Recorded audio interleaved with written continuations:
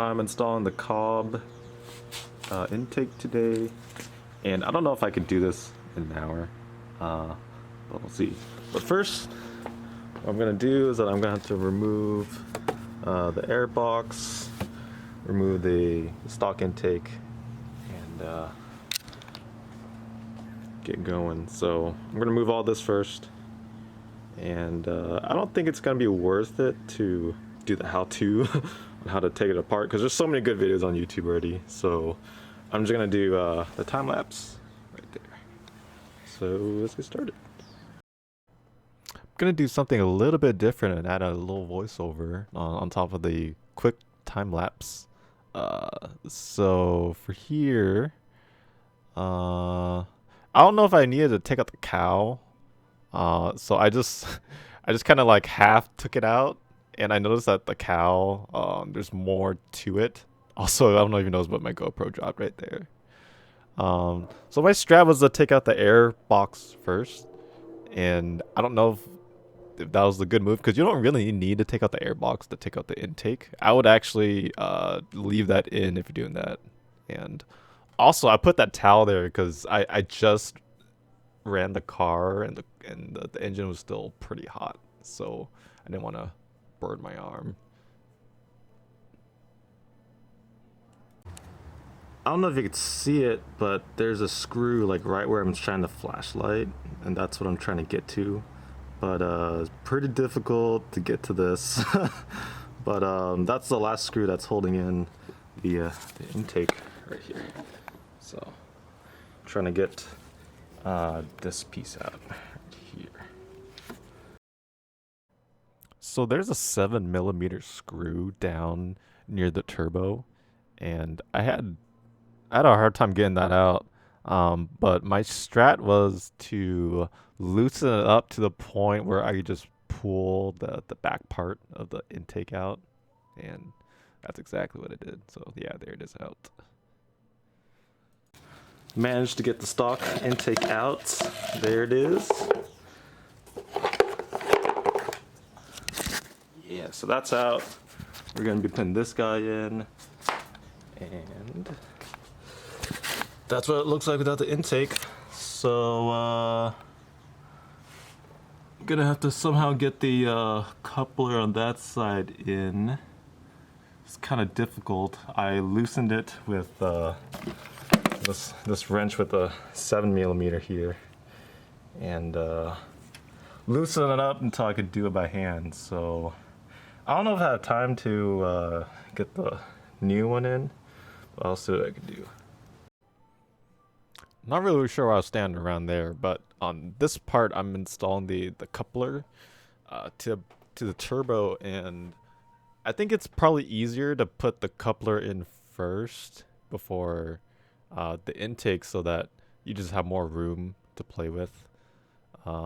The bolt for the intake, or yeah, for the Cobb intake, they all use 8mm bolts versus the 7mm bolts from the stock. So just keep that in mind. Let's see. So I got the new intake in.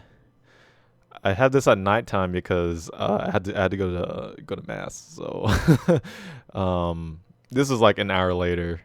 So pretty much here I just installed the I don't know what you call it, like the worm joint on that right side. I don't know if you see that Cobb logo. But I tightened that in, and then I also tighten the worm clamp to the air box.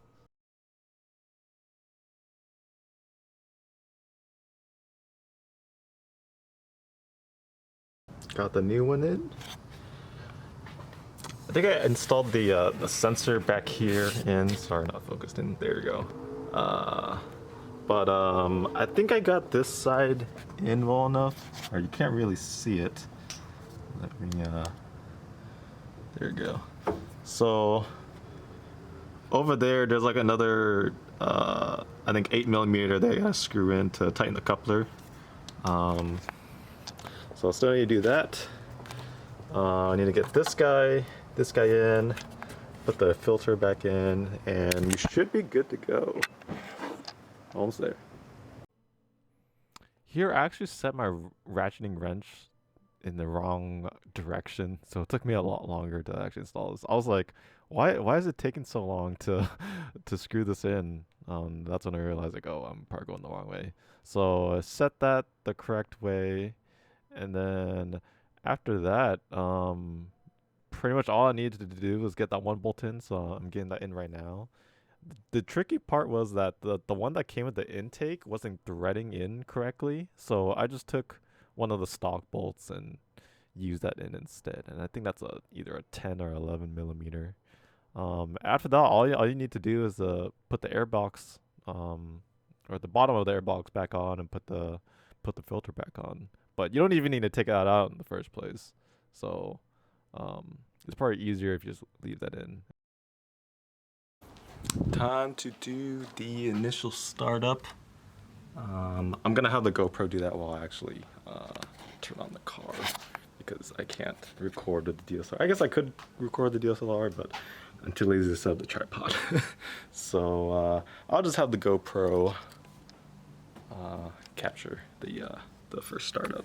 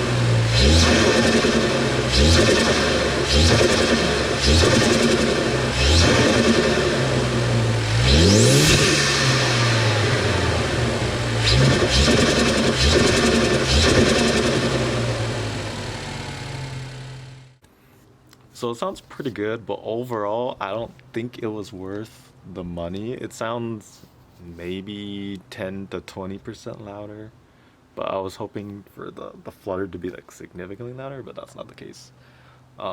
Still sounds really good though.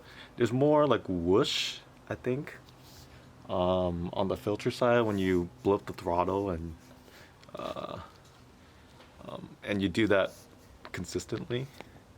But other than that, the flutter sounds about the same volume wise, and I think if I were to redo this, I might spend the extra 200 towards a bigger turbo, maybe strictly for the flutter.